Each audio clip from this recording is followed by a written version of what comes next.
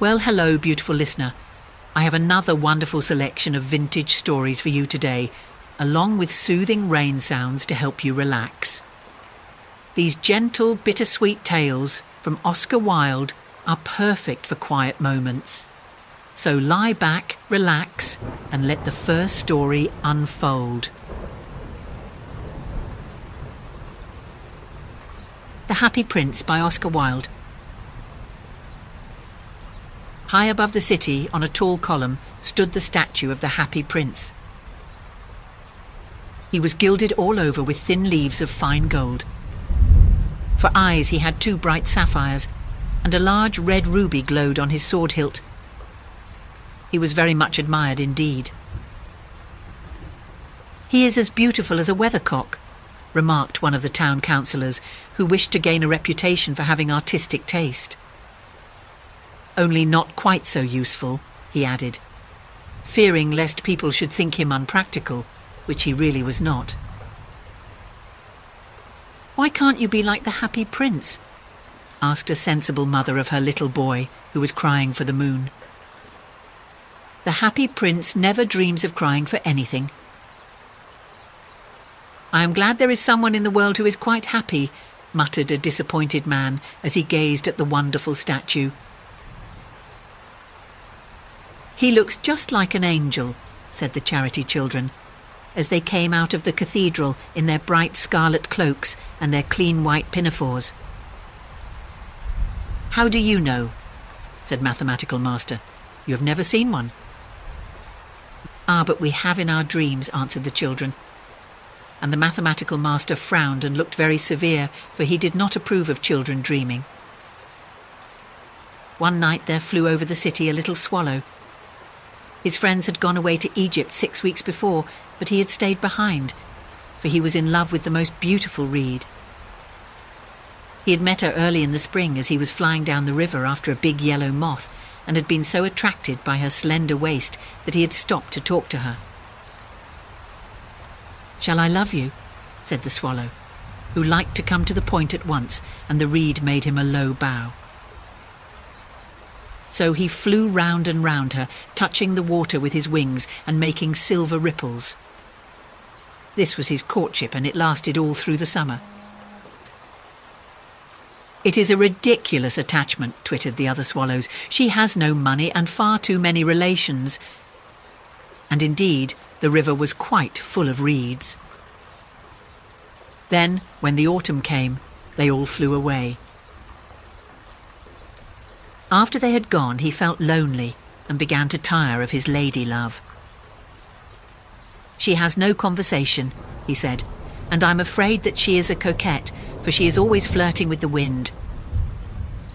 And certainly, whenever the wind blew, the reed made the most graceful curtsies.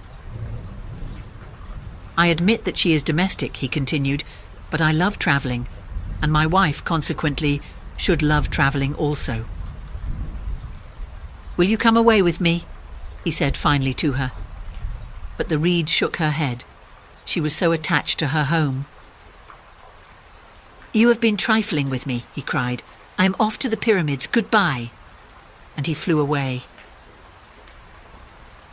All day long he flew, and at night time he arrived at the city. "Where shall I put up?" he said.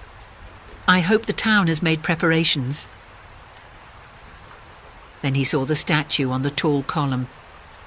"I will put up there," he cried. "It is a fine position with plenty of fresh air." So he alighted just between the feet of the Happy Prince.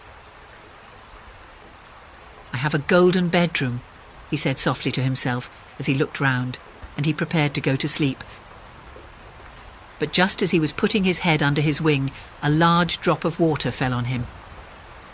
"What a curious thing," he cried. "There is not a single cloud in the sky, the stars are quite clear and bright, and yet it is raining. The climate in the north of Europe is really dreadful. The reed used to like the rain, but that was merely her selfishness." Then another drop fell. "What is the use of a statue if it cannot keep the rain off?" he said. "I must look for a good chimney pot," and he determined to fly away. But before he had opened his wings, a third drop fell, and he looked up and saw... what did he see? The eyes of the happy prince were filled with tears, and tears were running down his golden cheeks.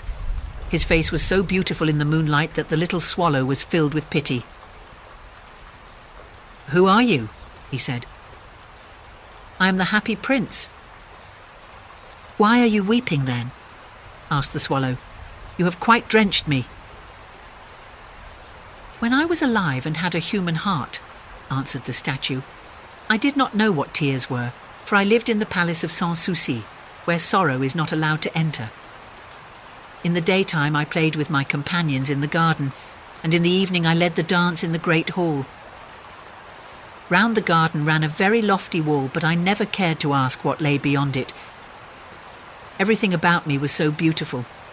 My courtiers called me the happy prince, and happy indeed I was, if pleasure be happiness. So I lived and so I died, and now that I am dead, they have set me up here so high that I can see all the ugliness and all the misery of my city, and though my heart is made of lead, yet I cannot choose but weep." "What, is he not solid gold?" said the swallow to himself. He was too polite to make any personal remarks out loud. "Far away," continued the statue in a low musical voice, "far away in a little street there is a poor house. One of the windows is open, and through it I can see a woman seated at a table. Her face is thin and worn, and she has coarse red hands all pricked by the needle, for she is a seamstress. She is embroidering passion flowers on a satin gown for the loveliest of the Queen's maids of honour to wear at the next court ball. In a bed in the corner of the room her little boy is lying ill. He has a fever and is asking for oranges. His mother has nothing to give him but water, so he is crying. Swallow, swallow, little swallow, will you not bring her the ruby out of my sword hilt? My feet are fastened to this pedestal and I cannot move." "I am waited for in Egypt," said the swallow. "My friends are flying up and down the Nile and talking to the large lotus flowers. Soon they will go to sleep in the tomb of the great king. The king is there himself in his painted coffin. He is wrapped in yellow linen and embalmed with spices. Round his neck is a chain of pale green jade, and his hands are like withered leaves."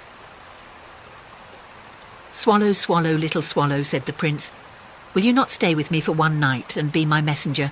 The boy is so thirsty and the mother so sad." "I don't think I like boys," answered the swallow. "Last summer, when I was staying on the river, there were 2 rude boys, the miller's sons, who were always throwing stones at me.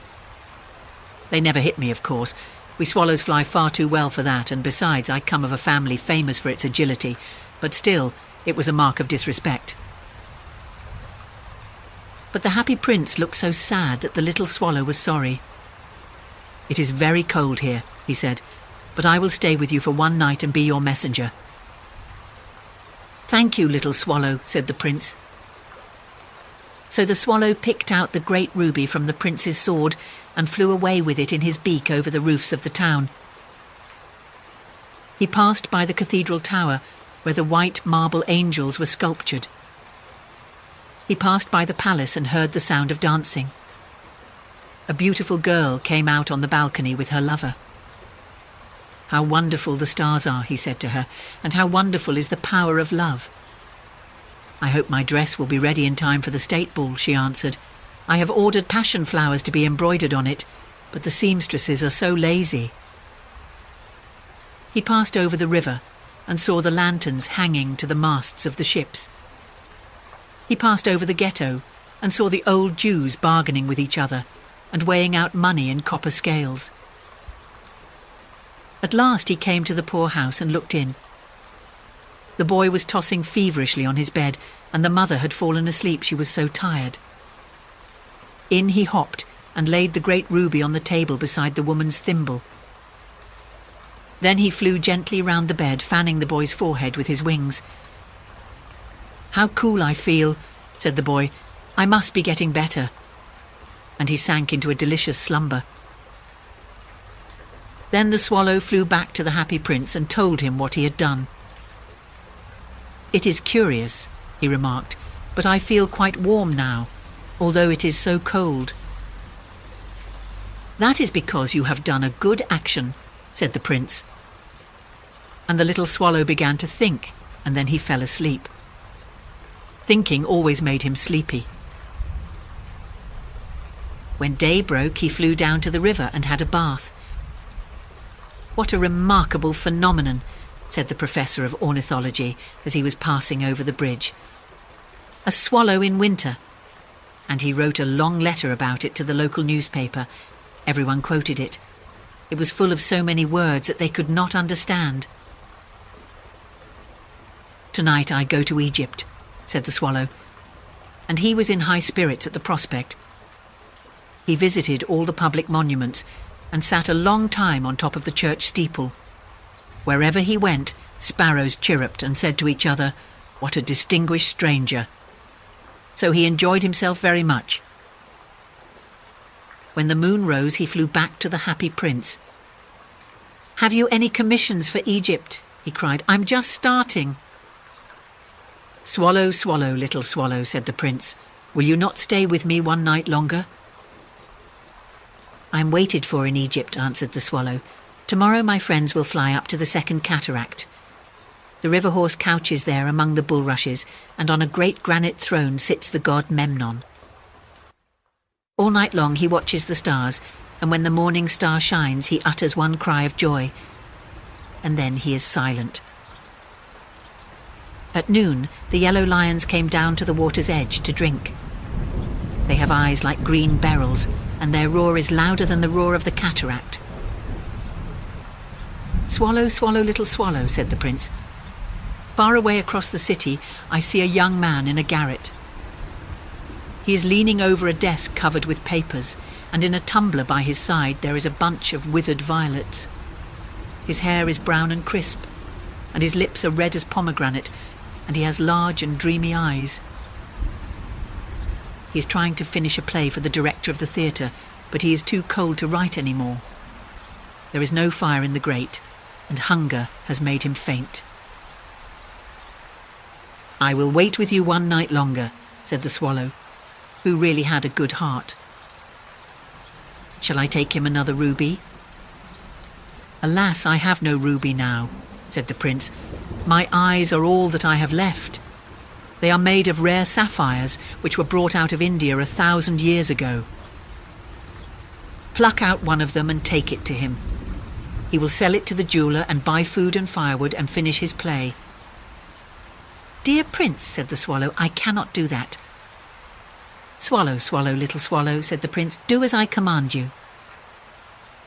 So the swallow plucked out the prince's eye and flew away to the student's garret. It was easy enough to get in, as there was a hole in the roof. Through this he darted and came into the room. The young man had his head buried in his hands, so he did not hear the flutter of the bird's wings. And when he looked up, he found the beautiful sapphire lying on the withered violets. "I am beginning to be appreciated," he cried. "This is from some great admirer. Now I can finish my play." And he looked quite happy. The next day the swallow flew down to the harbour. He sat on the mast of a large vessel and watched the sailors hauling big chests out of the hold with ropes. "Heave hoy!" they shouted as each chest came up. "I am going to Egypt," cried the swallow, but nobody minded. And when the moon rose he flew back to the happy prince. "I am come to bid you goodbye," he cried. "Swallow, swallow, little swallow," said the prince. "Will you not stay with me one night longer?" "It is winter," answered the swallow, "and the chill snow will soon be here. In Egypt the sun is warm on the green palm trees, and the crocodiles lie in the mud and look lazily about them. My companions are building a nest in the temple of Baalbek, and the pink and white doves are watching them and cooing to each other. Dear prince, I must leave you, but I will never forget you. And next spring I will bring you back 2 beautiful jewels in place of those you have given away. The ruby shall be redder than a rose, and the sapphire shall be as blue as the great sea. In the square below said the happy prince. "There stands a little match girl. She has let her matches fall in the gutter, and they are all spoiled. Her father will beat her if she does not bring home some money, and she is crying. She has no shoes or stockings, and her little head is bare. Pluck out my other eye and give it to her, and her father will not beat her." "I will stay with you one night longer," said the swallow, "but I cannot pluck out your eye. You would be quite blind then." "Swallow, swallow, little swallow," said the prince, "do as I command you." So he plucked out the prince's other eye and darted down with it. He swooped past the match girl and slipped the jewel into the palm of her hand. "What a lovely bit of glass," cried the little girl, and she ran home laughing. Then the swallow came back to the prince. "You are blind now," he said, "so I will stay with you always." "No, little swallow," said the poor prince, "you must go away to Egypt." "I will stay with you always," said the swallow, and he slept at the prince's feet. All the next day he sat on the prince's shoulder and told him stories of what he had seen in strange lands. He told him of the red ibises who stand in long rows on the banks of the Nile and catch goldfish in their beaks, of the Sphinx who is as old as the world itself and lives in the desert and knows everything, of the merchants who walk slowly by the side of their camels and carry amber beads in their hands, of the king of the mountains of the moon who is as black as ebony and worships a large crystal, of the great green snake that sleeps in a palm tree and has 20 priests to feed it with honey cakes, and of the pygmies who sail over a big lake on large flat leaves and are always at war with the butterflies. "Dear little swallow," said the prince, "you tell me of marvellous things, but more marvellous than anything is the suffering of men and women. There is no mystery so great as misery. Fly over my city, little swallow, and tell me what you see there." So the swallow flew over the great city and saw the rich making merry in their beautiful houses while the beggars were sitting at the gates. He flew into the dark lanes and saw the white faces of starving children looking out listlessly at the black streets. Under the archway of a bridge, 2 little boys were lying in one another's arms to try and keep themselves warm. "How hungry we are," they said. "You must not lie here," shouted the watchman, and they wandered out into the rain. Then he flew back and told the prince what he had seen. "I am covered with fine gold," said the prince. "You must take it off leaf by leaf and give it to my poor. The living always think that gold can make them happy." Leaf after leaf of the fine gold the swallow picked off till the happy prince looked quite dull and grey. Leaf after leaf of the gold he brought to the poor, and the children's faces grew rosier, and they laughed and played games in the street. "We have bread now," they cried. Then the snow came, and after the snow came the frost. The streets looked as if they were made of silver. They were so bright and glistening. Long icicles like crystal daggers hung down from the eaves of the houses. Everybody went about in furs, and the little boys wore scarlet caps and skated on the ice. The poor little swallow grew colder and colder, but he would not leave the prince. He loved him too well. He picked up crumbs outside the baker's door when the baker was not looking, and tried to keep himself warm by flapping his wings. But at last he knew he was going to die. He had just strength to fly up to the prince's shoulder once more.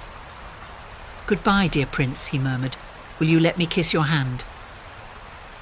"I'm glad that you are going to Egypt at last, little swallow," said the prince. "You have stayed too long here, but you must kiss me on the lips, for I love you." "It is not to Egypt that I am going," said the swallow. "I am going to the house of death. Death is the brother of sleep, is he not?"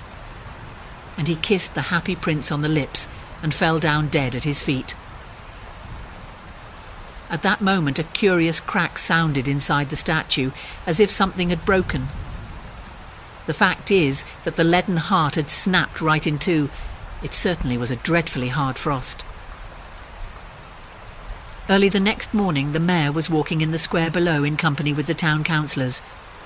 As they passed the column he looked up at the statue. "Dear me, how shabby the happy prince looks," he said. "How shabby indeed," cried the town councillors, who always agreed with the mayor, and they went up to look at it. "The ruby has fallen out of his sword. His eyes are gone, and he is golden no longer," said the mayor. "In fact, he is little better than a beggar." "Little better than a beggar," said the town councillors. "And here is actually a dead bird at his feet," continued the mayor. "We must really issue a proclamation that birds are not to be allowed to die here." And the town clerk made a note of the suggestion. So they pulled down the statue of the happy prince. "As he is no longer beautiful, he is no longer useful," said the art professor at the university. Then they melted the statue in a furnace, and the mayor held a meeting of the corporation to decide what was to be done with the metal. "We must have another statue, of course," he said, "and it shall be a statue of myself." "Of myself," said each of the town councillors, and they quarrelled. "What a strange thing," said the overseer of the workmen at the foundry. "This broken lead heart will not melt in the furnace. We must throw it away." So they threw it on a dust heap where the dead swallow was also lying. "Bring me the two most precious things in the city," said God to one of his angels, and the angel brought him the leaden heart and the dead bird. "You have rightly chosen," said God, "for in my garden of paradise this little bird shall sing for evermore, and in my city of gold the happy prince shall praise me."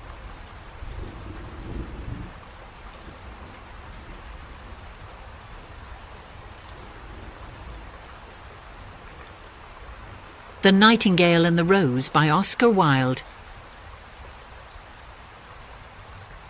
"She said that she would dance with me if I brought her red roses," cried the young student. "But in all my garden there is no red rose."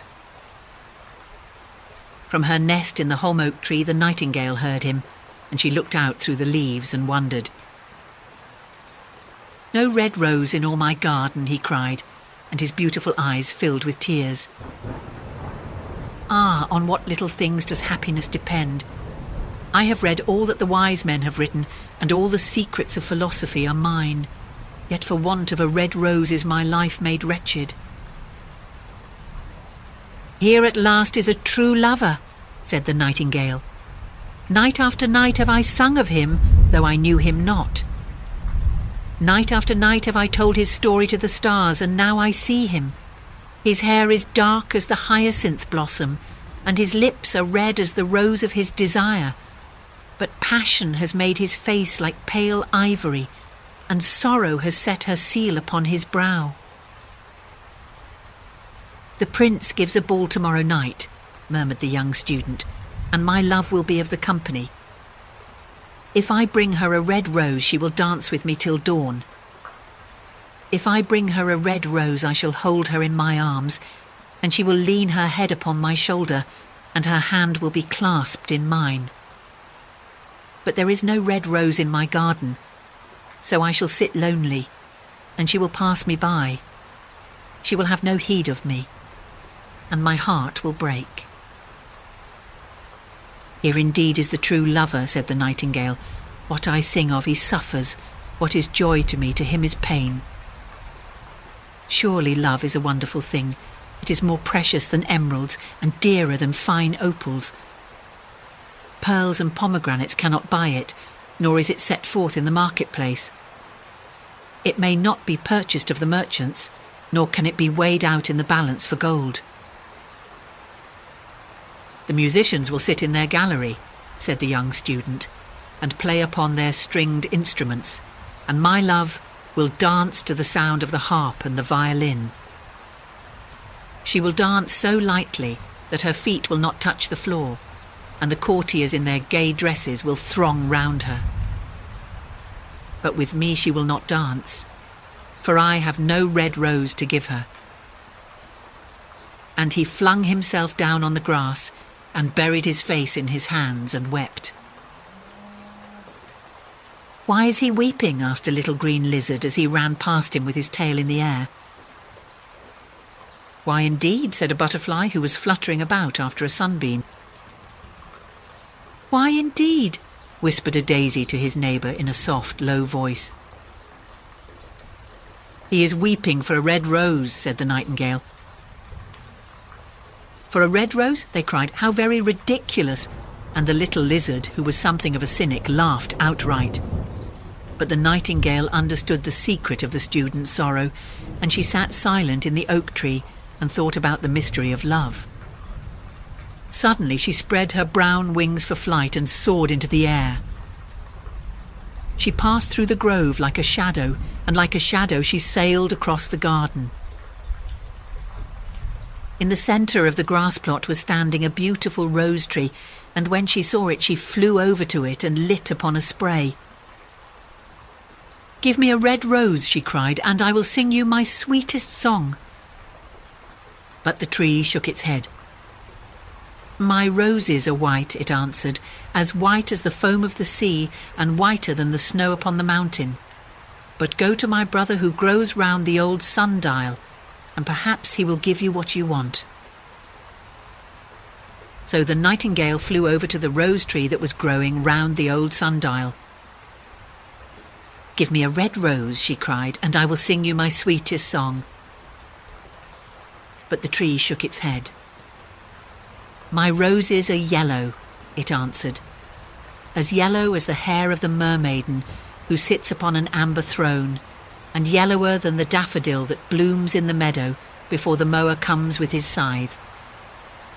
But go to my brother who grows beneath the student's window, and perhaps he will give you what you want."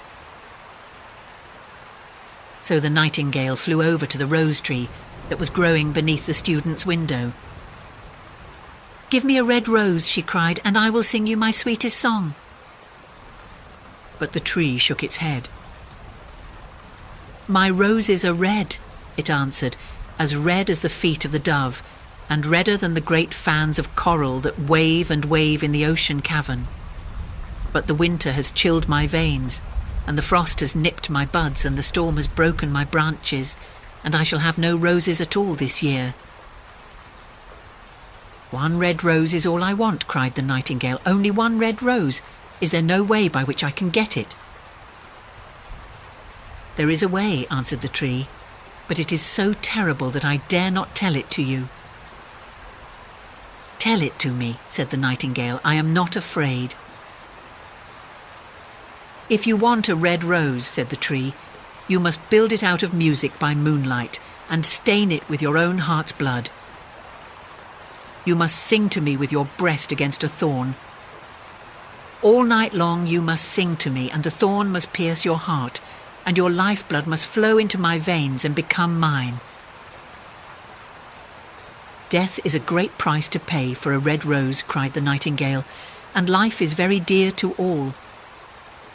It is pleasant to sit in the green wood and to watch the sun in his chariot of gold and the moon in her chariot of pearl. Sweet is the scent of the hawthorn, and sweet are the bluebells that hide in the valley and the heather that blows on the hill. Yet love is better than life, and what is the heart of a bird compared to the heart of a man?" So she spread her brown wings for flight and soared into the air. She swept over the garden like a shadow, and like a shadow she sailed through the grove. The young student was still lying on the grass where she had left him, and the tears were not yet dry in his beautiful eyes. "Be happy," cried the nightingale, "be happy. You shall have your red rose. I will build it out of music by moonlight and stain it with my own heart's blood. All that I ask of you in return is that you will be a true lover, for love is wiser than philosophy, though she is wise, and mightier than power, though he is mighty. Flame-coloured are his wings, and coloured like flame is his body.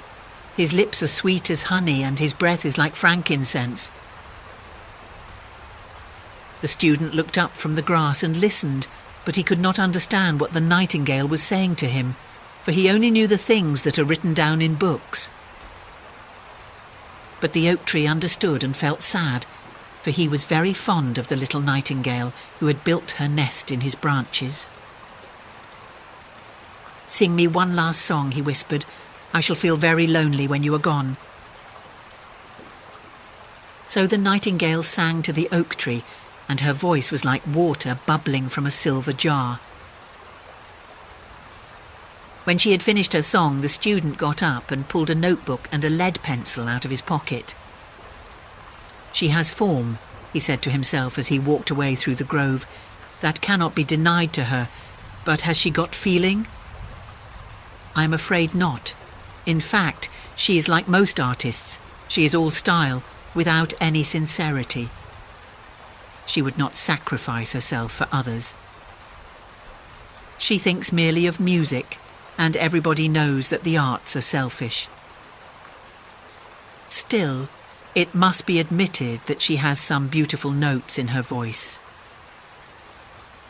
What a pity it is that they do not mean anything, or do any practical good."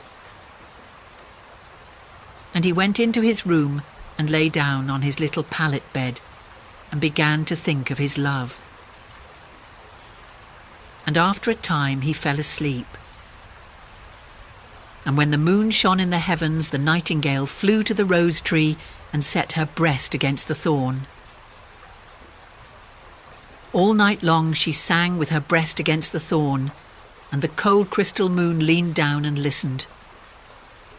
All night long she sang, and the thorn went deeper and deeper into her breast, and her lifeblood ebbed away from her. She sang first of the birth of love in the heart of a boy and a girl, and on the topmost spray of the rose tree there blossomed a marvellous rose, petal following petal, as song followed song. Pale was it at first, as the mist that hangs over the river, pale as the feet of the morning, and silver as the wings of the dawn. As the shadow of a rose in a mirror of silver, as the shadow of a rose in a water pool, so was the rose that blossomed on the topmost spray of the tree. But the tree cried to the nightingale to press closer against the thorn. "Press closer, little nightingale," cried the tree, "or the day will come before the rose is finished." So the nightingale pressed closer against the thorn, and louder grew her song, for she sang of the birth of passion in the soul of a man and a maid. And a delicate flush of pink came into the leaves of the rose, like the flush in the face of the bridegroom when he kisses the lips of the bride. But the thorn had not yet reached her heart, so the rose's heart remained white. For only a nightingale's heart's blood can crimson the heart of a rose. And the tree cried to the nightingale to press closer against the thorn. "Press closer, little nightingale," cried the tree, "or the day will come before the rose is finished." So the nightingale pressed closer against the thorn, and the thorn touched her heart, and a fierce pang of pain shot through her. Bitter, bitter was the pain, and wilder grew her song, for she sang of the love that is perfected by death, of the love that dies not in the tomb. And the marvellous rose became crimson like the rose of the eastern sky. Crimson was the girdle of petals, and crimson as a ruby was the heart. But the nightingale's voice grew fainter, and her little wings began to beat, and a film came over her eyes. Fainter and fainter grew her song, and she felt something choking her in her throat. Then she gave one last burst of music. The white moon heard it, and she forgot the dawn and lingered on in the sky.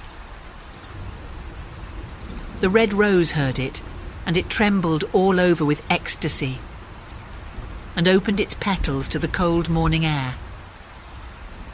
Echo bore it to her purple cavern in the hills, and woke the sleeping shepherds from their dreams. It floated through the reeds of the river, and they carried its message to the sea. "Look, look," cried the tree, "the rose is finished now." But the nightingale made no answer, for she was lying dead in the long grass, with the thorn in her heart. And at noon the student opened his window and looked out. "Why, what a wonderful piece of luck," he cried. "Here is a red rose. I have never seen any rose like it in all my life. It is so beautiful that I am sure it has a long Latin name." And he leaned down and plucked it. Then he put on his hat and ran up to the professor's house with the rose in his hand. The daughter of the professor was sitting in the doorway, winding blue silk on a reel, and her little dog was lying at her feet. "You said that you would dance with me if I brought you a red rose," cried the student. "Here is the reddest rose in all the world. You will wear it tonight next your heart, and as we dance together, it will tell you how I love you." But the girl frowned. "I am afraid it will not go with my dress," she answered. "And besides, the Chamberlain's nephew has sent me some real jewels, and everybody knows that jewels cost far more than flowers." "Well, upon my word, you are very ungrateful," said the student angrily. And he threw the rose into the street, where it fell into the gutter, and a cartwheel went over it. "Ungrateful," said the girl. "I tell you what, you are very rude, and after all, who are you? Only a student. Why, I don't believe you have even got silver buckles to your shoes as the Chamberlain's nephew has." And she got up from her chair and went into the house. "What a silly thing love is," said the student as he walked away. "It is not half as useful as logic, for it does not prove anything. And it is always telling one of things that are not going to happen and making one believe things that are not true. In fact, it is quite unpractical, and as in this age to be practical is everything, I shall go back to philosophy and study metaphysics." So he returned to his room and pulled out a great dusty book and began to read.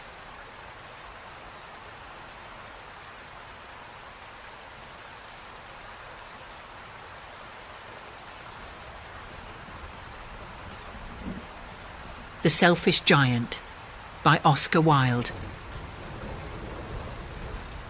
Every afternoon as they were coming from school, the children used to go and play in the giant's garden.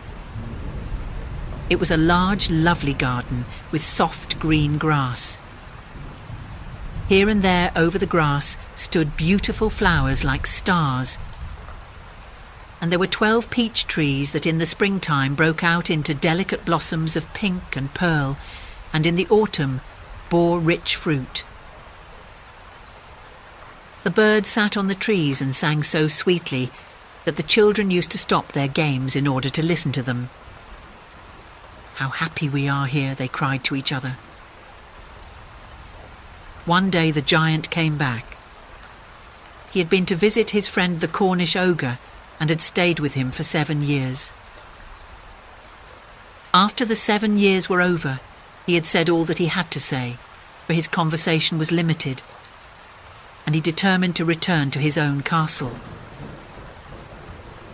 When he arrived, he saw the children playing in the garden. "What are you doing here?" he cried in a very gruff voice, and the children ran away. "My own garden is my own garden," said the giant. "Anyone can understand that, and I will allow nobody to play in it but myself." So he built a high wall all round it and put up a notice board. "Trespassers will be prosecuted." He was a very selfish giant. The poor children had now nowhere to play. They tried to play on the road, but the road was very dusty and full of hard stones, and they did not like it. They used to wander round the high wall when their lessons were over and talk about the beautiful garden inside. "How happy we were there," they said to each other. Then the spring came, and all over the country there were little blossoms and little birds. Only in the garden of the selfish giant it was still winter. The birds did not care to sing in it as there were no children, and the trees forgot to blossom. Once a beautiful flower put its head out from the grass, but when it saw the notice board, it was so sorry for the children that it slipped back into the ground again and went off to sleep. The only people who were pleased were the snow and the frost. "Spring has forgotten this garden," they cried, "so we will live here all the year round." The snow covered up the grass with her great white cloak, and the frost painted all the trees silver. Then they invited the north wind to stay with them, and he came. He was wrapped in furs, and he roared all day about the garden and blew the chimney pots down. "This is a delightful spot," he said. "We must ask the hail on a visit." So the hail came. Every day for 3 hours he rattled on the roof of the castle till he broke most of the slates, and then he ran round and round the garden as fast as he could go. He was dressed in grey, and his breath was like ice. "I cannot understand why the spring is so late in coming," said the selfish giant, as he sat at the window and looked out at his cold white garden. "I hope there will be a change in the weather." But the spring never came, nor the summer. The autumn gave golden fruit to every garden, but to the giant's garden she gave none. "He is too selfish," she said.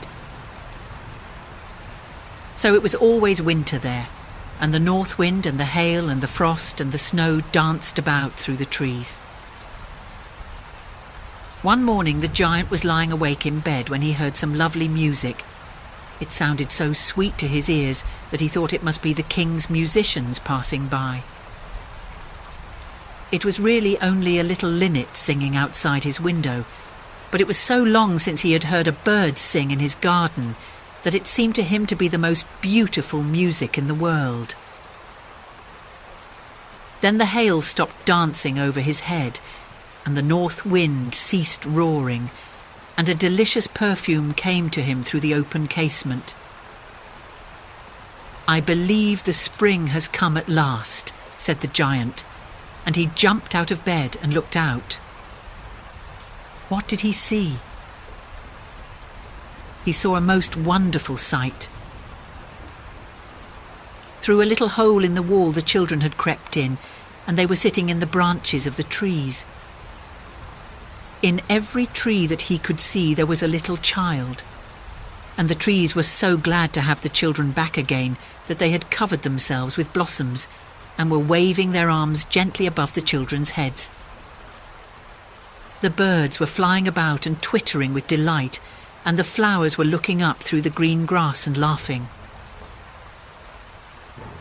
It was a lovely scene, only in one corner it was still winter. It was the farthest corner of the garden, and in it was standing a little boy.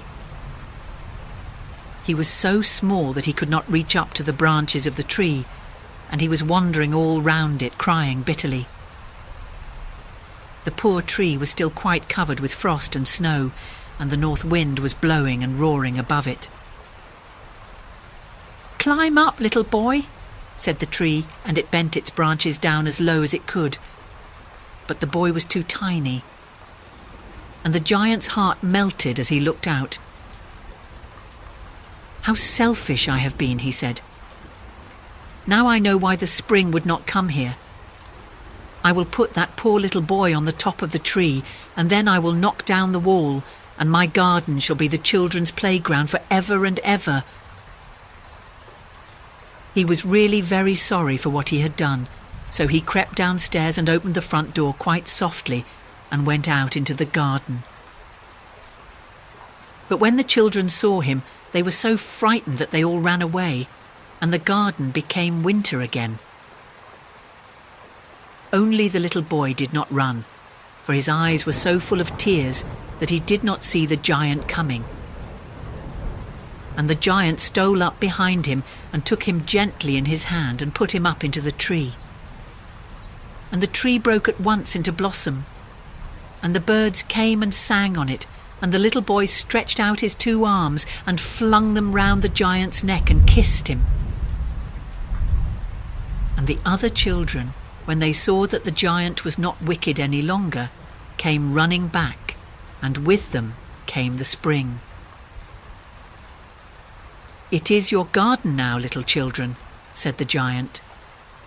And he took a great axe and knocked down the wall. And when the people were going to market at 12 o'clock, they found the giant playing with the children in the most beautiful garden they had ever seen. All day long they played, and in the evening they came to the giant to bid him goodbye. "But where is your little companion?" he said, "the boy I put into the tree?" The giant loved him the best because he had kissed him. "We don't know," answered the children. "He has gone away." "You must tell him to be sure and come here tomorrow," said the giant. But the children said that they did not know where he lived and had never seen him before, and the giant felt very sad. Every afternoon when school was over, the children came and played with the giant. But the little boy whom the giant loved was never seen again. The giant was very kind to all the children, yet he longed for his first little friend and often spoke of him. "How I would like to see him," he used to say. Years went over, and the giant grew very old and feeble. He could not play about any more, so he sat in a huge armchair and watched the children at their games and admired his garden. "I have many beautiful flowers," he said, "but the children are the most beautiful flowers of all." One winter morning he looked out of his window as he was dressing. He did not hate the winter now, for he knew that it was merely the spring asleep and that the flowers were resting. Suddenly he rubbed his eyes in wonder and looked and looked. It certainly was a marvellous sight. In the farthest corner of the garden was a tree quite covered with lovely white blossoms. Its branches were all golden, and silver fruit hung down from them, and underneath it stood the little boy he had loved. Downstairs ran the giant in great joy and out into the garden. He hastened across the grass and came near to the child. And when he came quite close, his face grew red with anger, and he said, "Who hath dared to wound thee?" For on the palms of the child's hands were the prints of 2 nails, and the prints of 2 nails were on the little feet. "Who hath dared to wound thee?" cried the giant. "Tell me that I may take my big sword and slay him." "Nay," answered the child, "but these are the wounds of love." "Who art thou?" said the giant, and a strange awe fell on him, and he knelt before the little child. And the child smiled on the giant and said to him, "You let me play once in your garden. Today you shall come with me to my garden, which is paradise." And when the children ran in that afternoon, they found the giant lying dead under the tree, all covered with white blossoms.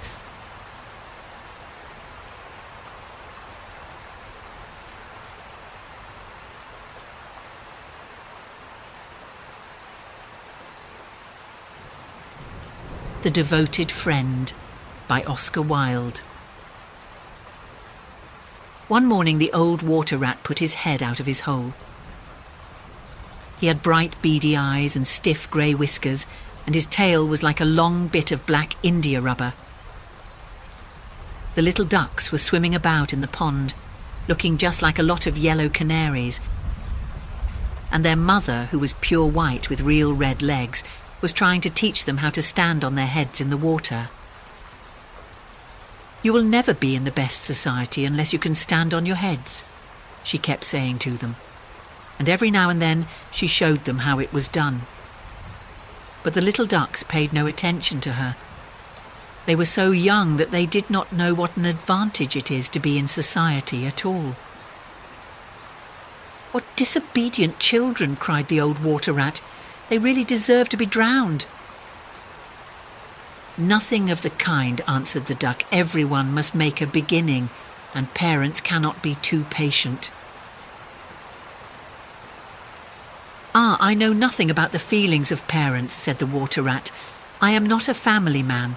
In fact, I have never been married, and I never intend to be. Love is all very well in its way, but friendship is much higher. Indeed, I know of nothing in the world that is either nobler or rarer than a devoted friendship." "And what, pray, is your idea of the duties of a devoted friend?" asked a green linnet, who was sitting in a willow tree hard by and had overheard the conversation. "Yes, that is just what I want to know," said the duck, and she swam away to the end of the pond and stood upon her head in order to give her children a good example. "What a silly question," cried the water rat. "I should expect my devoted friend to be devoted to me, of course." "And what would you do in return?" said the little bird, swinging upon a silver spray and flapping his tiny wings. "I don't understand you," answered the water rat. "Let me tell you a story on the subject," said the linnet. "Is the story about me?" asked the water rat. "If so, I will listen to it, for I am extremely fond of fiction." "It is applicable to you," answered the linnet, and he flew down, and alighting upon the bank, he told the story of the devoted friend. "Once upon a time," said the linnet, "there was an honest little fellow named Hans." "Was he very distinguished?" asked the water rat. "No," answered the linnet. "I don't think he was distinguished at all, except for his kind heart and his funny, round, good-humoured face. He lived in a tiny cottage all by himself, and every day he worked in his garden. In all the countryside there was no garden so lovely as his. Sweet William grew there, and gilly flowers, and shepherd's purses, and fair maids of France. There were damask roses, and yellow roses, lilac crocuses, and gold, purple violets and white, columbine and ladysmock, marjoram and wild basil, the cowslip and the flower de luce, the daffodil and the clove pink bloomed or blossomed in their proper order as the months went by, one flower taking another flower's place, so that there were always beautiful things to look at and pleasant odours to smell. Little Hans had a great many friends, but the most devoted friend of all was Big Hugh the miller. Indeed, so devoted was the rich miller to little Hans that he would never go by his garden without leaning over the wall and plucking a large nosegay, or a handful of sweet herbs, or filling his pockets with plums and cherries if it was the fruit season. Real friends should have everything in common, the miller used to say, and little Hans nodded and smiled, and felt very proud of having a friend with such noble ideas. Sometimes, indeed, the neighbours thought it strange that the rich miller never gave little Hans anything in return, though he had 100 sacks of flour stored away in his mill, and 6 milch cows, and a large flock of woolly sheep.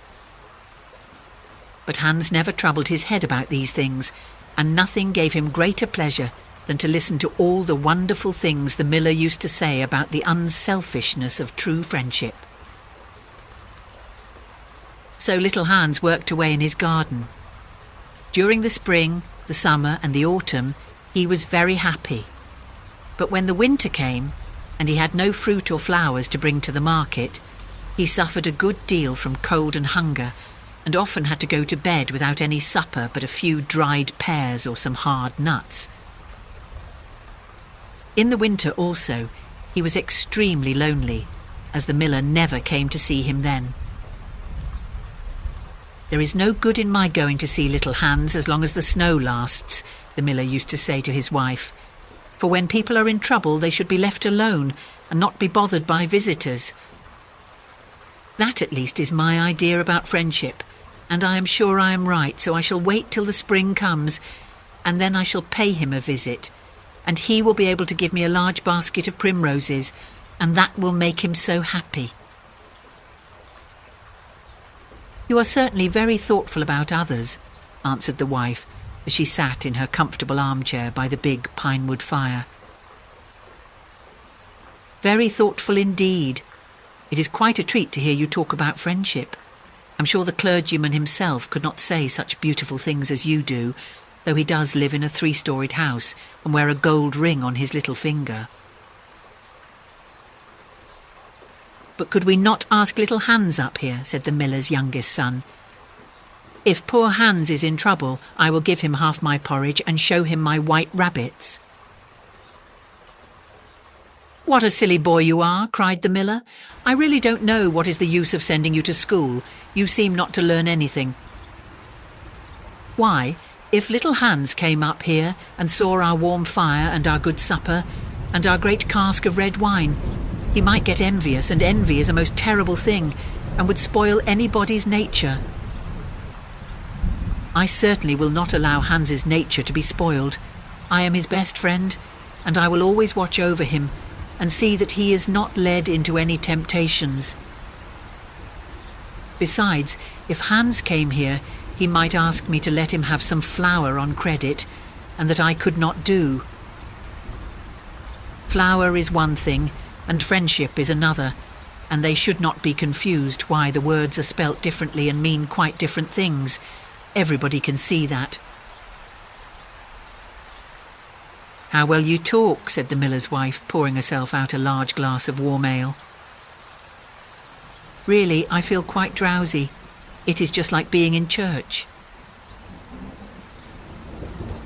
"Lots of people act well," answered the miller, "but very few people talk well, which shows that talking is much the more difficult thing of the two, and much the finer thing also." And he looked sternly across the table at his little son, who felt so ashamed of himself that he hung his head down and grew quite scarlet and began to cry into his tea. However, he was so young that you must excuse him. "Is that the end of the story?" asked the water rat. "Certainly not," answered the linnet. "That is the beginning." "Then you are quite behind the age," said the water rat. "Every good storyteller nowadays starts with the end, and then goes on to the beginning and concludes with the middle. That is the new method. I heard all about it the other day from a critic who was walking round the pond with a young man. He spoke of the matter at great length, and I'm sure he must have been right, for he had blue spectacles and a bald head. And whenever the young man made any remark, he always answered, 'Pooh, but pray go on with your story.' I like the miller immensely. I have all kinds of beautiful sentiments myself, so there is a great sympathy between us."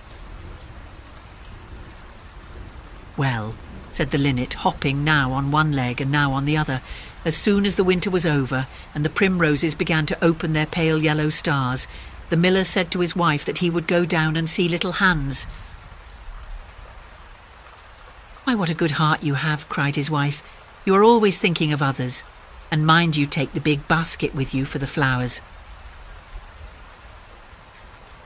So the miller tied the sails of the windmill together with a strong iron chain and went down the hill with the basket on his arm. "Good morning, little Hans," said the miller.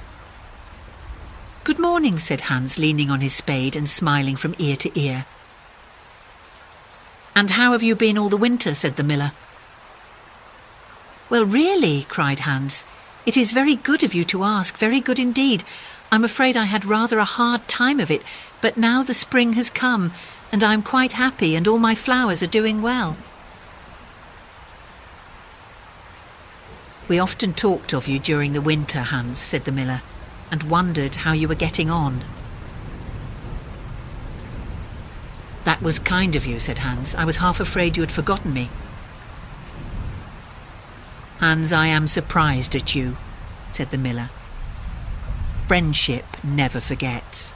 That is the wonderful thing about it, but I'm afraid you don't understand the poetry of life. How lovely your primroses are looking, by the by." "They are certainly very lovely," said Hans, "and it is a most lucky thing for me that I have so many, I am going to bring them into the market and sell them to the burgomaster's daughter and buy back my wheelbarrow with the money." "Buy back your wheelbarrow? You don't mean to say you have sold it? What a very stupid thing to do." "Well, the fact is," said Hans, "that I was obliged to. You see, the winter was a very bad time for me, and I really had no money at all to buy bread with. So I first sold the silver buttons off my Sunday coat, and then I sold my silver chain, and then I sold my big pipe, and at last I sold my wheelbarrow. But I am going to buy them all back again now." "Hans," said the miller, "I will give you my wheelbarrow. It is not in very good repair. Indeed, one side is gone, and there is something wrong with the wheel spokes. But in spite of that, I will give it to you. I know it is very generous of me, and a great many people would think me extremely foolish for parting with it. But I am not like the rest of the world. I think that generosity is the essence of friendship, and besides, I have got a new wheelbarrow for myself. Yes, you may set your mind at ease. I will give you my wheelbarrow." "Well, really, that is generous of you," said little Hans, and his funny round face glowed all over with pleasure. "I can easily put it in repair, as I have a plank of wood in the house." "A plank of wood," said the miller. "Why, that is just what I want for the roof of my barn. There is a very large hole in it, and the corn will all get damp if I don't stop it up. How lucky you mentioned it. It is quite remarkable how one good action always breeds another. I've given you my wheelbarrow, and now you're going to give me your plank." Of course, the wheelbarrow is worth far more than the plank, but true, friendship never notices things like that. "Pray get it at once, and I will set to work at my barn this very day." "Certainly," cried little Hans, and he ran into the shed and dragged the plank out. "It is not a very big plank," said the miller, looking at it, "and I'm afraid that after I have mended my barn roof there won't be any left for you to mend the wheelbarrow with. But of course that is not my fault. And now, as I have given you my wheelbarrow, I am sure you would like to give me some flowers in return. Here is the basket, and mind you fill it quite full." "Quite full?" said little Hans rather sorrowfully, for it was really a very big basket, and he knew that if he filled it he would have no flowers left for the market, and he was very anxious to get his silver buttons back.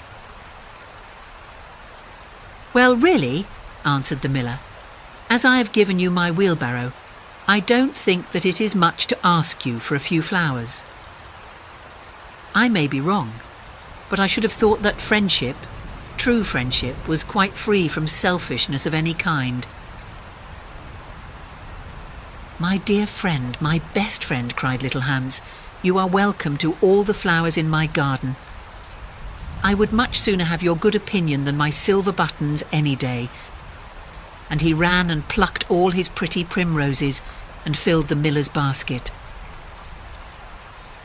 "Goodbye, little Hans," said the miller as he went up the hill with the plank on his shoulder and the big basket in his hand. "Goodbye," said little Hans, and he began to dig away quite merrily. He was so pleased about the wheelbarrow. The next day he was nailing up some honeysuckle against the porch when he heard the miller's voice calling to him from the road. So he jumped off the ladder and ran down the garden and looked over the wall. There was the miller with a large sack of flour on his back. "Dear little Hans," said the miller, "would you mind carrying this sack of flour for me to market?" "Oh, I'm so sorry," said Hans, "but I'm really very busy today. I've got all my creepers to nail up, and all my flowers to water, and all my grass to roll." "Well, really," said the miller, "I think that considering that I am going to give you my wheelbarrow, it is rather unfriendly of you to refuse." "Oh, don't say that," cried little Hans. "I wouldn't be unfriendly for the whole world. and he ran in for his cap and trudged off with the big sack on his shoulders. It was a very hot day and the road was terribly dusty, and before Hans had reached the 6th milestone he was so tired that he had to sit down and rest. However, he went on bravely, and as last he reached the market. After he had waited there some time, he sold the sack of flour for a very good price, and then he returned home at once, for he was afraid that if he stopped too late, he might meet some robbers on the way. "It has certainly been a hard day," said little Hans to himself as he was going to bed. "But I am glad I did not refuse the miller, for he is my best friend, and besides, he's going to give me his wheelbarrow." Early the next morning the miller came down to get the money for his sack of flour, but little Hans was so tired that he was still in bed. "Upon my word," said the miller, "you are very lazy. Really, considering that I'm going to give you my wheelbarrow, I think you might work harder. Idleness is a great sin, and I certainly don't like any of my friends to be idle or sluggish. You must not mind my speaking quite plainly to you. Of course I should not dream of doing so if I were not your friend. But what is the good of friendship if one cannot say exactly what one means? Anybody can say charming things and try to please and to flatter, but a true friend always says unpleasant things and does not mind giving pain. Indeed, if he is a really true friend, he prefers it, for he knows that then he is doing good." "I am very sorry," said little Hans, rubbing his eyes and pulling off his nightcap. "But I was so tired that I thought I would lie in bed for a little time and listen to the birds singing.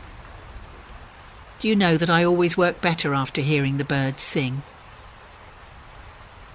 "Well, I am glad of that," said the miller, clapping little Hans on the back. "For I want you to come up to the mill as soon as you are dressed and mend my barn roof for me."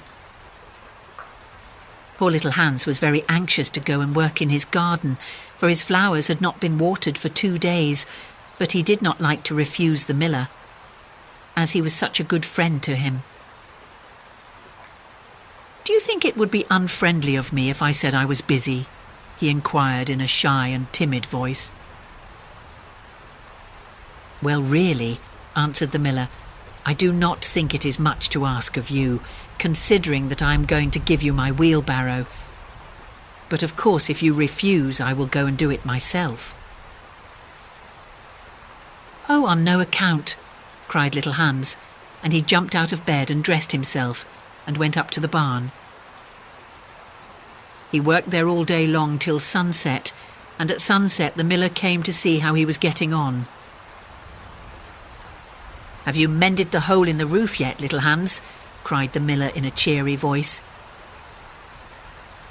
"It is quite mended," answered little Hans, coming down the ladder. "Ah," said the miller, "there is no work so delightful as the work one does for others." "It is certainly a great privilege to hear you talk," answered little Hans, sitting down and wiping his forehead. "A very great privilege, but I'm afraid I shall never have such beautiful ideas as you have." "Oh, they will come to you," said the miller, "but you must take more pains. At present you have only the practice of friendship. Some day you will have the theory also." "Do you really think I shall?" asked little Hans. "I have no doubt of it," answered the miller, "but now that you have mended the roof, you'd better go home and rest, for I want you to drive my sheep to the mountain tomorrow." Poor little Hans was afraid to say anything to this, and early the next morning the miller brought his sheep round to the cottage, and Hans started off with them to the mountain. It took him the whole day to get there and back, and when he returned he was so tired that he went off to sleep in his chair and did not wake up till it was broad daylight. "What a delightful time I shall have in my garden," he said, and he went to work at once. But somehow he was never able to look after his flowers at all, for his friend the miller was always coming round and sending him off on long errands, or getting him to help at the mill. Little Hans was very much distressed at times, as he was afraid his flowers would think he had forgotten them. But he consoled himself by the reflection that the miller was his best friend. Besides, he used to say, he is going to give me his wheelbarrow, and that is an act of pure generosity.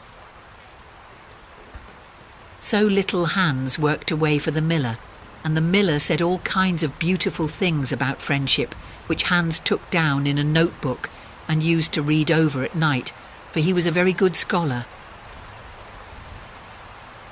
Now it happened that one evening little Hans was sitting by his fireside when a loud rap came at the door. It was a very wild night, and the wind was blowing and roaring round the house so terribly that at first he thought it was merely the storm. But a second rap came, and then a third, louder than any of the others.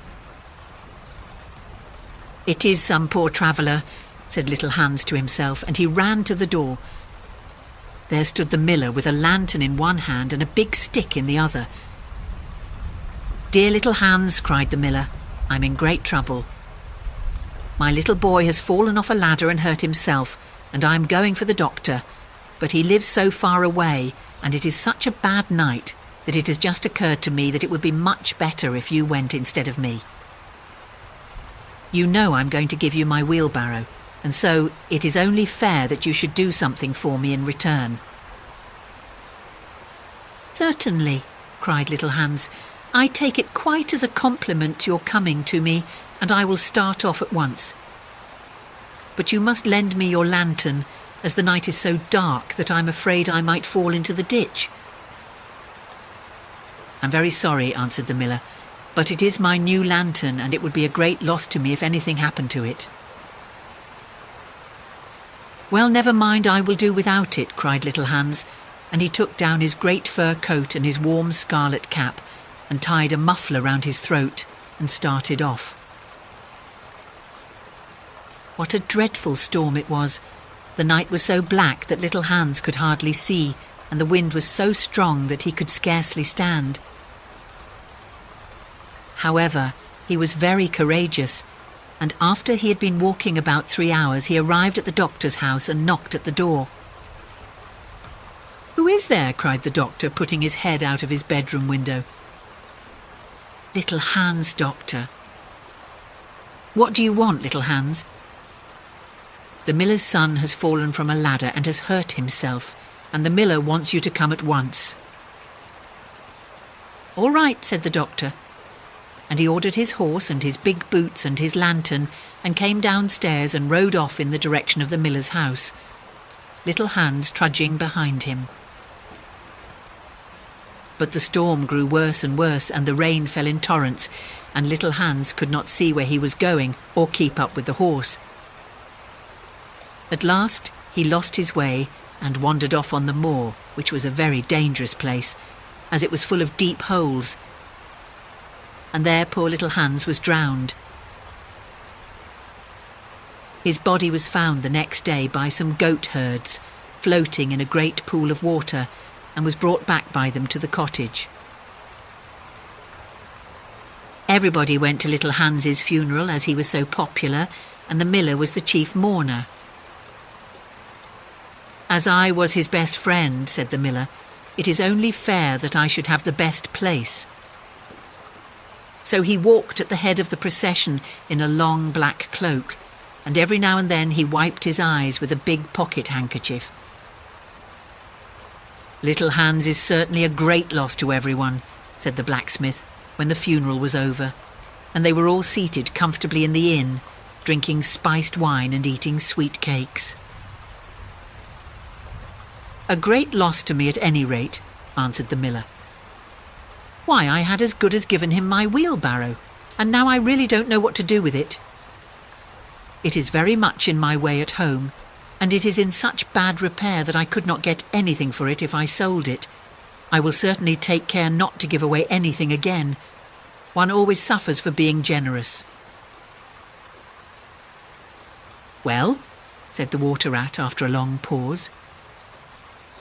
"Well, that is the end," said the linnet. "But what became of the miller?" asked the water rat. "Oh, I really don't know," replied the linnet, "and I'm sure that I don't care." "It is quite evident then that you have no sympathy in your nature," said the water rat.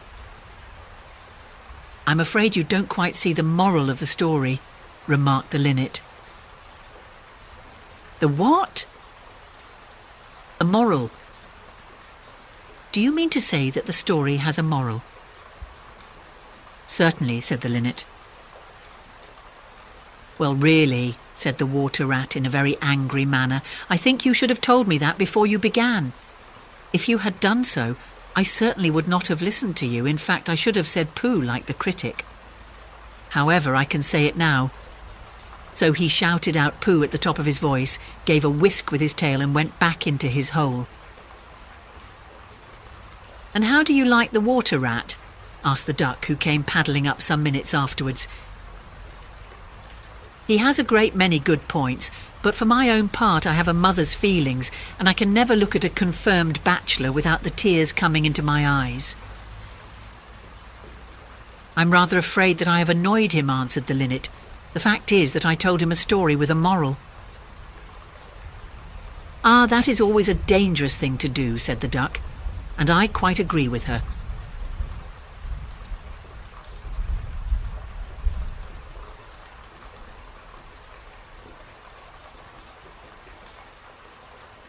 The Remarkable Rocket by Oscar Wilde.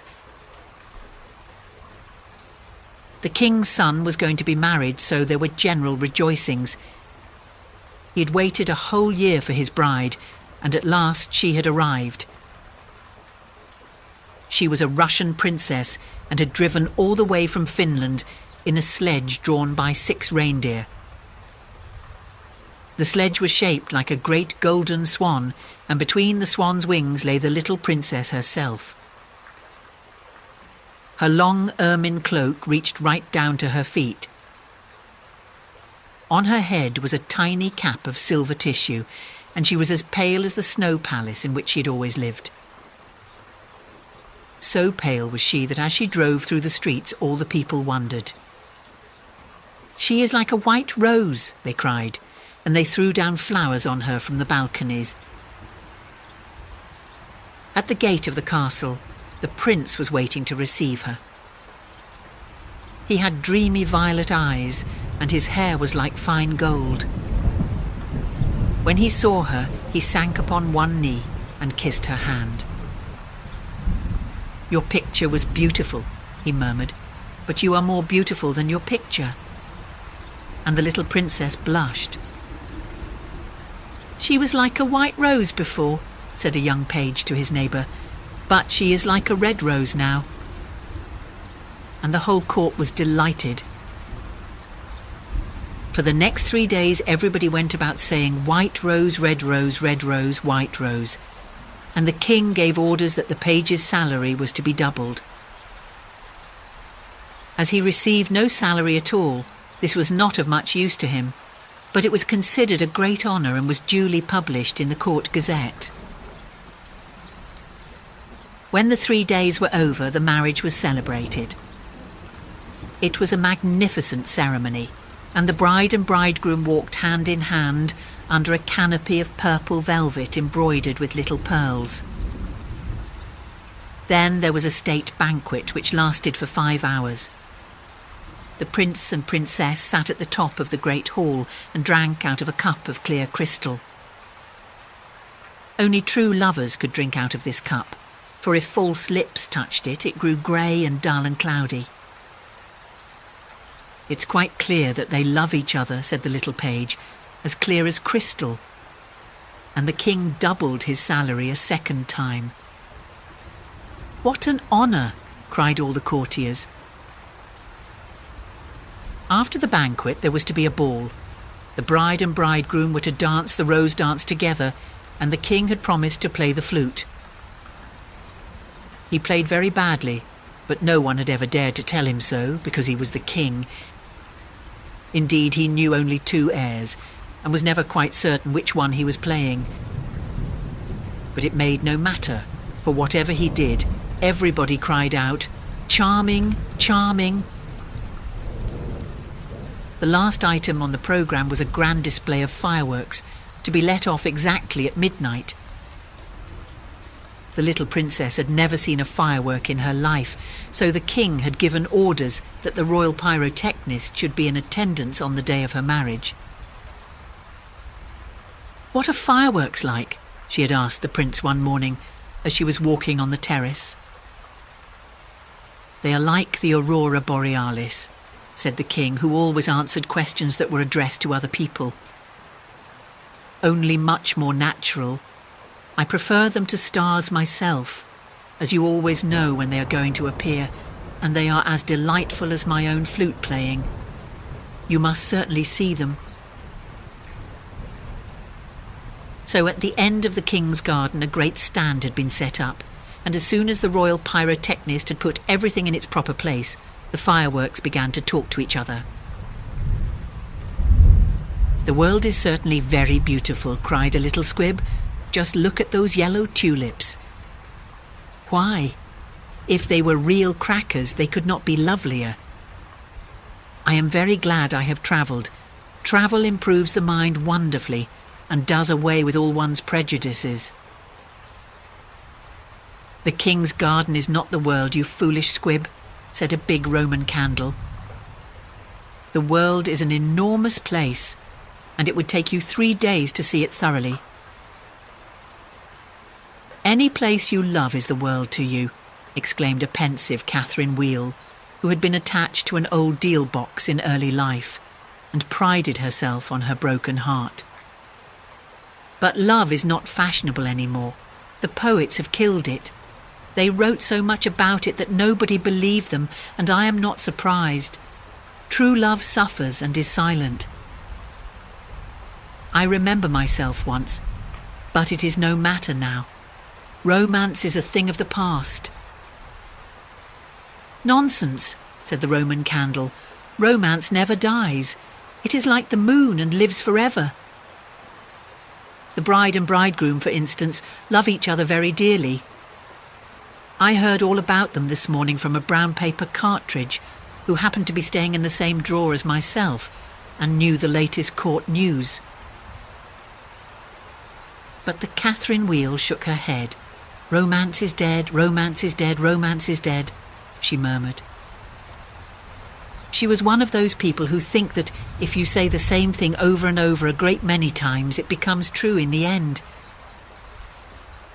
Suddenly a sharp, dry cough was heard, and they all looked round.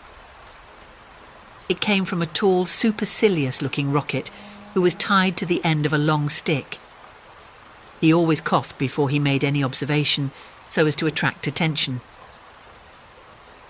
"Ahem, ahem," he said, and everybody listened except the poor Catherine Wheel, who was still shaking her head and murmuring, "Romance is dead." "Order, order!" cried out a cracker. He was something of a politician and had always taken a prominent part in the local elections, so he knew the proper parliamentary expressions to use. "Quite dead," whispered the Catherine Wheel, and she went off to sleep. As soon as there was perfect silence, the rocket coughed a third time and began. He spoke with a very slow, distinct voice, as if he was dictating his memoirs, and always looked over the shoulder of the person to whom he was talking. In fact, he had a most distinguished manner. "How fortunate it is for the king's son," he remarked, "that he is to be married on the very day on which I am to be let off. Really, if it had been arranged beforehand, it could not have turned out better for him, but princes are always lucky." "Dear me," said the little squib, "I thought it was quite the other way and that we were to be let off in the prince's honour." "It may be so with you," he answered. "Indeed, I have no doubt that it is, but with me it is different.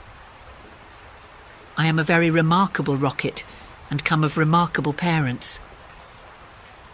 My mother was the most celebrated Catherine Wheel of her day and was renowned for her graceful dancing. When she made her great public appearance, she spun round 19 times before she went out, and each time that she did so, she threw into the air 7 pink stars. She was 3.5 feet in diameter and made of the very best gunpowder. My father was a rocket like myself, and of French extraction. He flew so high that the people were afraid that he would never come down again. He did, though, for he was of a kindly disposition, and he made a most brilliant descent in a shower of golden rain. The newspapers wrote about his performance in very flattering terms. Indeed, the Court Gazette called him a triumph of pyrotechnic art. Pyrotechnic, you mean?" said a Bengal light. "I know it is pyrotechnic, for I saw it written on my own canister." "Well, I said pyrotechnic," answered the rocket, in a severe tone of voice. And the Bengal light felt so crushed that he began at once to bully the little squibs in order to show that he was still a person of some importance. "I was saying," continued the rocket, what was I saying?" "You were talking about yourself," replied the Roman candle. "Of course, I knew I was discussing some interesting subject when I was so rudely interrupted. I hate rudeness and bad manners of every kind, for I'm extremely sensitive. No one in the whole world is so sensitive as I am, I'm quite sure of that." "What is a sensitive person?" said the cracker to the Roman candle. "A person who, because he has corns himself, always treads on other people's toes," answered the Roman candle in a low whisper, and the cracker nearly exploded with laughter. "Pray, what are you laughing at?" inquired the rocket. "I am not laughing." "I am laughing because I am happy," replied the cracker. "That is a very selfish reason," said the rocket angrily. "What right have you to be happy? You should be thinking about others. In fact, you should be thinking about me. I'm always thinking about myself, and I expect everybody else to do the same. That is what is called sympathy. It is a beautiful virtue, and I possess it in a high degree. Suppose, for instance, anything happened to me tonight, what a misfortune that would be for everyone. The prince and princess would never be happy again. Their whole married life would be spoiled. And as for the king, I know he would not get over it.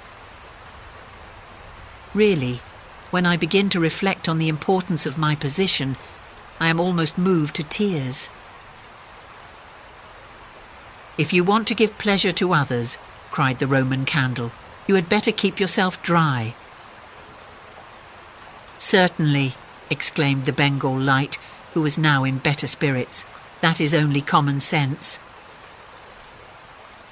"Common sense indeed," said the rocket indignantly. "You forget that I am very uncommon and very remarkable. Why, anybody can have common sense, provided that they have no imagination." "But I have imagination, for I never think of things as they really are. I always think of them as being quite different. As for keeping myself dry, there is evidently no one here who can at all appreciate an emotional nature. Fortunately for myself, I don't care.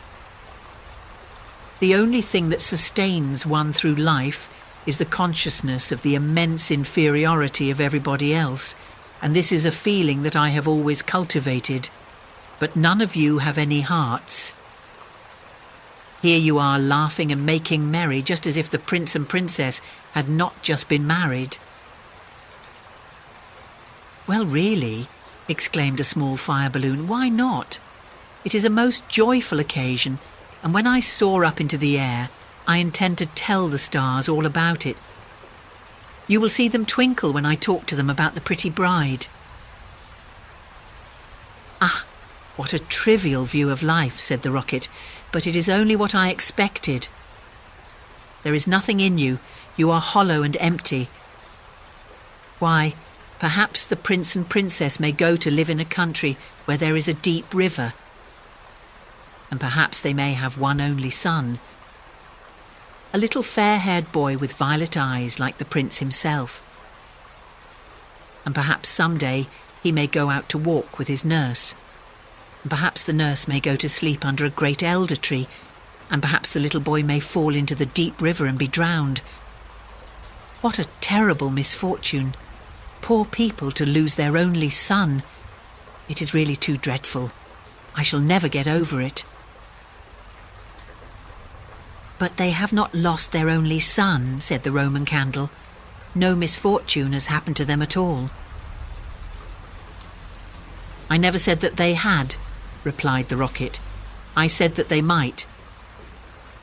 If they had lost their only son, there would be no use in saying anything more about the matter. I hate people who cry over spilt milk, but when I think that they might lose their only son, I certainly am very much affected." "You certainly are," cried the Bengal light. "In fact, you are the most affected person I ever met." "You are the rudest person I ever met," said the rocket, "and you cannot understand my friendship for the prince." "Why, you don't even know him," growled the Roman candle. "I never said I knew him," answered the rocket. "I dare say that if I knew him I should not be his friend at all. It is a very dangerous thing to know one's friends." "You had really better keep yourself dry," said the fire balloon. "That is the important thing." "Very important for you, I have no doubt," answered the rocket, "but I shall weep if I choose."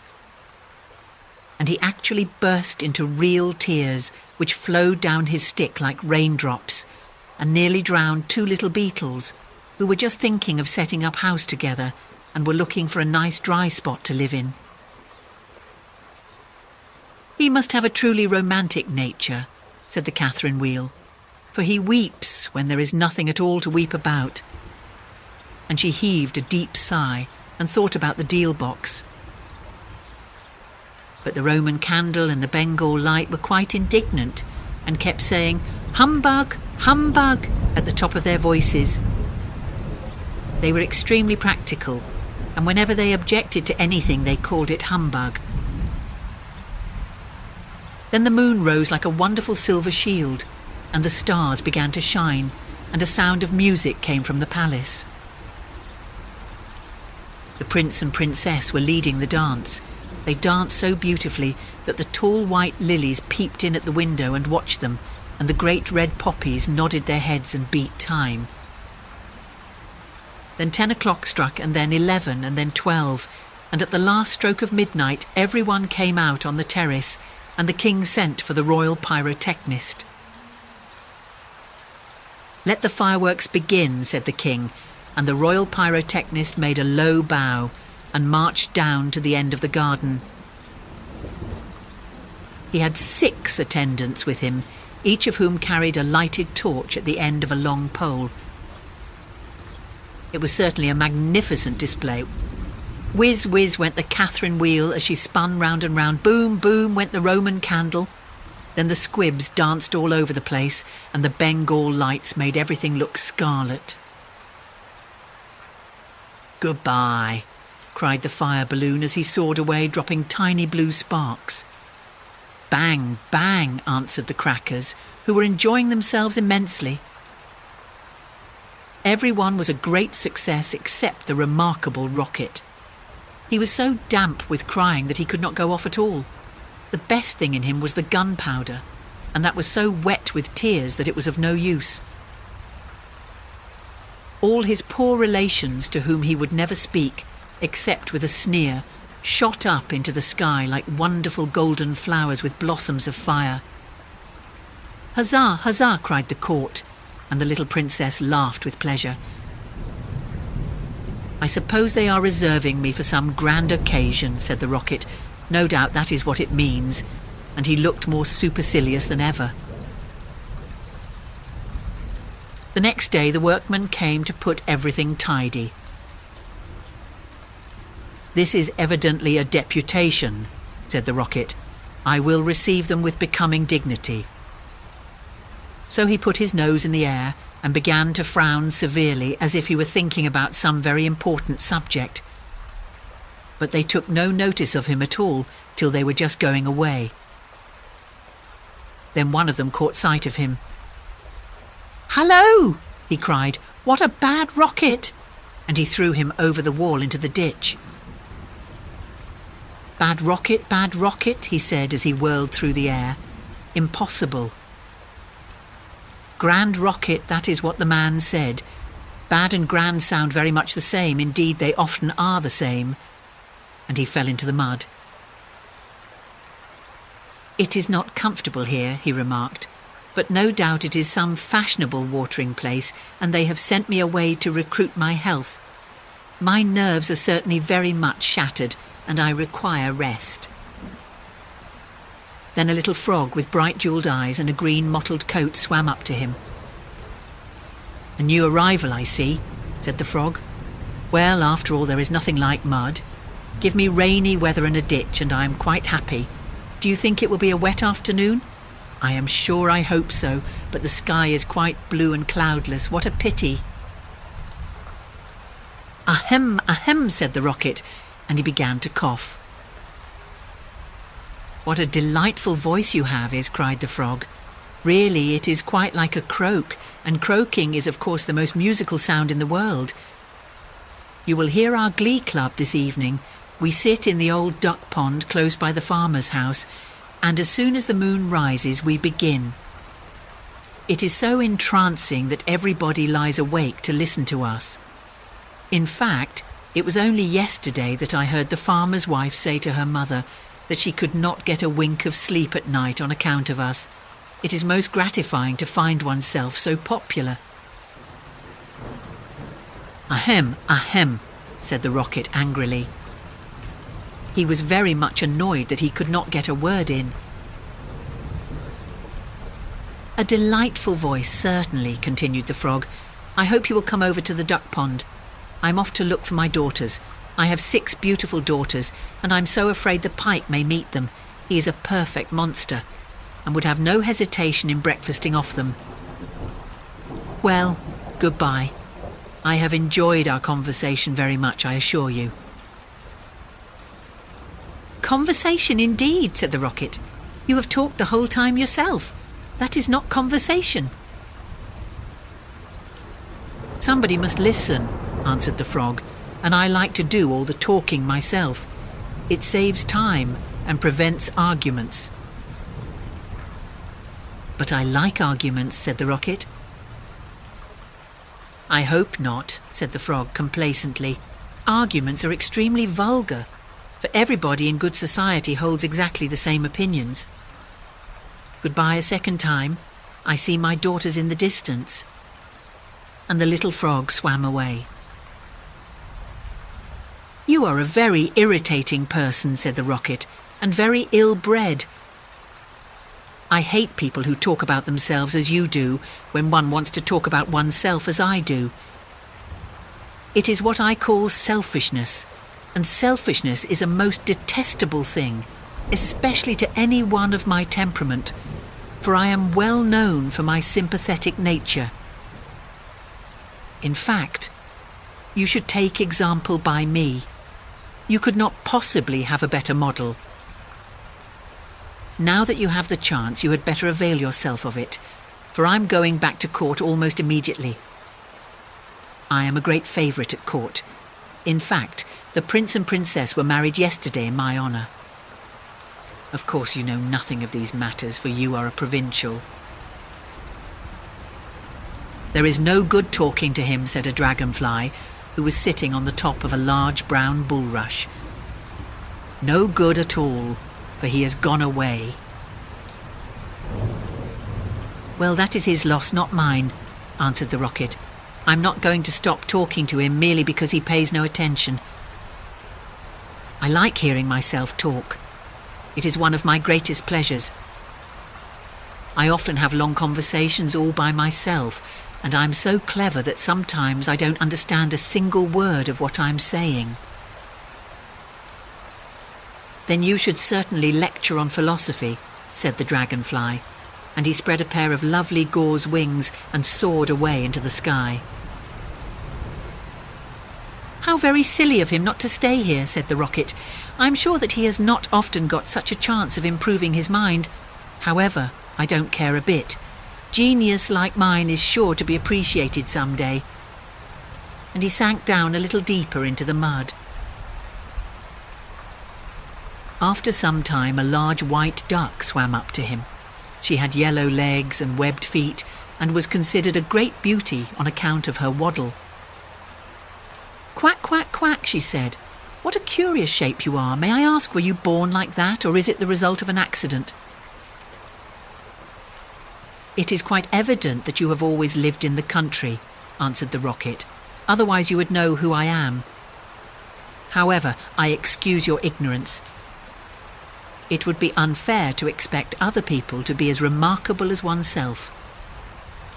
You will no doubt be surprised to hear that I can fly up into the sky and come down in a shower of golden rain." "I don't think much of that," said the duck, "as I cannot see what use it is to anyone. Now, if you could plough the fields like the ox, or draw a cart like the horse, or look after the sheep like the collie dog, that would be something." "My good creature," cried the rocket in a very haughty tone of voice, "I see that you belong to the lower orders. A person of my position is never useful. We have certain accomplishments, and that is more than sufficient. I have no sympathy myself with industry of any kind, least of all with such industries as you seem to recommend. Indeed, I have always been of opinion that hard work is simply the refuge of people who have nothing whatever to do." "Well, well," said the duck, who was of a very peaceable disposition and never quarrelled with anyone. "Everybody has different tastes. I hope, at any rate, that you are going to take up your residence here." "Oh dear no," cried the rocket. "I am merely a visitor, a distinguished visitor. The fact is that I find this place rather tedious. There is neither society here nor solitude. In fact, it is essentially suburban. I shall probably go back to court, for I know that I am destined to make a sensation in the world." "I had thoughts of entering public life once myself," remarked the duck. "There are so many things that need reforming. Indeed, I took the chair at a meeting some time ago, and we passed resolutions condemning everything that we did not like. However, they did not seem to have much effect. Now I go in for domesticity and look after my family." "I'm made for public life," said the rocket, "and so are all my relations, even the humblest of them. Whenever we appear, we excite great attention. I have not actually appeared myself, but when I do so, it will be a magnificent sight. As for domesticity, it ages one rapidly and distracts one's mind from higher things." "Ah, the higher things of life, how fine they are," said the duck, "and that reminds me how hungry I feel." And she swam away down the stream, saying, "Quack, quack, quack." come back," screamed the rocket. "I have a great deal to say to you." But the duck paid no attention to him. "I'm glad that she has gone," he said to himself. "She has a decidedly middle-class mind," and he sank a little deeper still into the mud and began to think about the loneliness of genius, when suddenly 2 little boys in white smocks came running down the bank with a kettle and some faggots. "This must be the deputation," said the rocket, and he tried to look very dignified. "Hallo," cried one of the boys, "look at this old stick, I wonder how it came here." And he picked the rocket out of the ditch. "Old stick," said the rocket. "Impossible." "Gold stick," that is what he said. "Gold stick is very complimentary. In fact, he mistakes me for one of the court dignitaries." "Let us put it into the fire," said the other boy. "It will help to boil the kettle." So they piled the faggots together and put the rocket on top and lit the fire. "This is magnificent," cried the rocket. "They are going to let me off in broad daylight so that everyone can see me." "We will go to sleep now," they said, "and when we wake up the kettle will be boiled." And they lay down on the grass and shut their eyes. The rocket was very damp, so he took a long time to burn. At last, however, the fire caught him. "Now I am going off," he cried, and he made himself very stiff and straight. "I know I shall go much higher than the stars, much higher than the moon, much higher than the sun. In fact, I shall go so high that—" Fizz, fizz, fizz, and he went straight up into the air. "Delightful," he cried. "I shall go on like this forever. What a success I am." But nobody saw him. Then he began to feel a curious tingling sensation all over him. "Now I'm going to explode," he cried. "I shall set the whole world on fire and make such a noise that nobody will talk about anything else for a whole year." And he certainly did explode. Bang, bang, bang went the gunpowder. There was no doubt about it. But nobody heard him, not even the two little boys, for they were sound asleep. Then all that was left of him was the stick, and this fell down on the back of a goose who was taking a walk by the side of the ditch. "Good heavens," cried the goose, "it is going to rain sticks," and she rushed into the water.